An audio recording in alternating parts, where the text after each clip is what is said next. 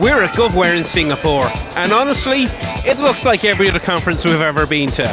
However, there are some key differences between Singapore and everywhere else we go. Let's discuss. SecureNinja. Hi everyone, it's Andrew with SecureNinjaTV again, and we're still at GovWare in Singapore. I'm here talking to Lionel Seaw.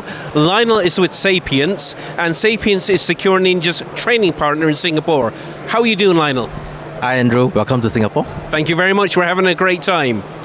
So Lionel, I have a few questions to ask you. I want to know the difference in perspective between Singapore and the United States where we're based. So in the United States for us, when we're training people, what's most in demand for us are things on the 8140. So Security Plus, CISSP, CISM, these are the things very high in demand. I believe things are a little bit different here in Singapore.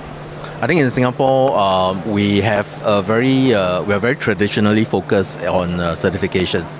So international certifications like those from ISC2, ISACA are still very much in demand.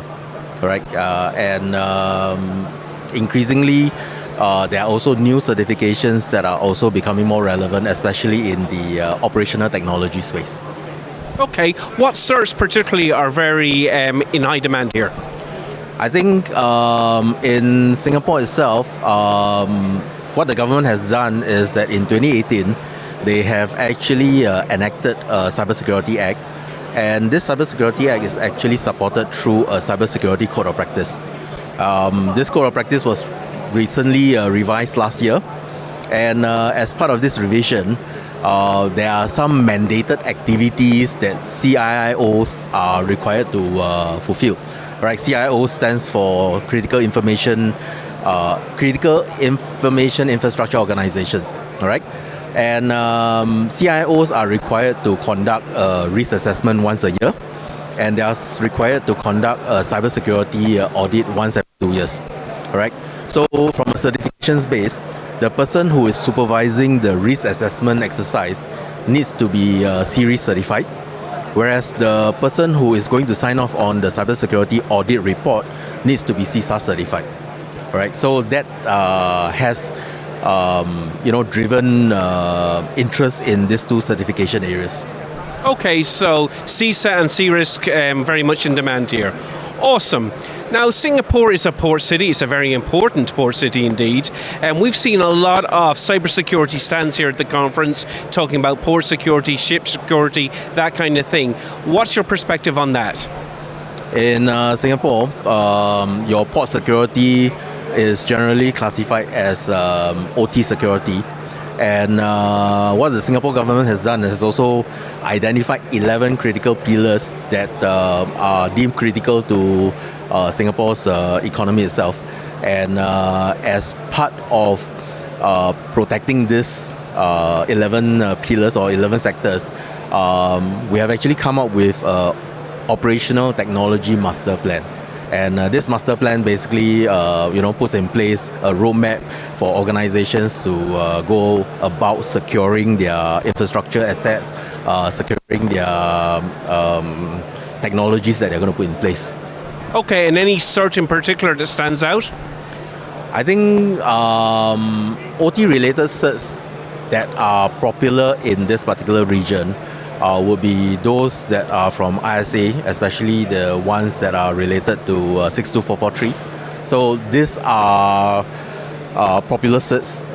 They are not very... the interest is there. The number of people who are certified in these areas has not been very high because the take-up rate has only started recently. Okay, very good. Yeah, that cert is not particularly popular in the United States. How about GDPR? Anything going on here about GDPR? Is that popular? From a privacy space, we do have our own PDPA, Personal Data Protection Act, and the Act actually calls for organizations, business entities, to have a designated data privacy officer. All right, and for this, what they have done is they have mandated certain privacy trainings for all the designated DPOs. All right, and there is a mixture of causes. So what the local authorities have done is that they have also put together privacy-related certification trainings targeted at all these DPOs. Awesome. Now, Singapore is a wonderful city. It's very vibrant. There's many companies represented here. In fact, all the big multinational companies are represented here. Why should somebody consider Singapore as coming as a place to live? Singapore is a multicultural society. We have people from all over the world working in Singapore, living in Singapore. It is a very safe country. All right, there's no issues with anyone walking around in the middle of the night, 2-3 a.m. You'll be absolutely safe. And I think there's a lot of opportunities in Singapore because traditionally we are a country with very scarce resources. So our biggest resource is our people. So in this aspect, we are very welcoming of talents from all over the world.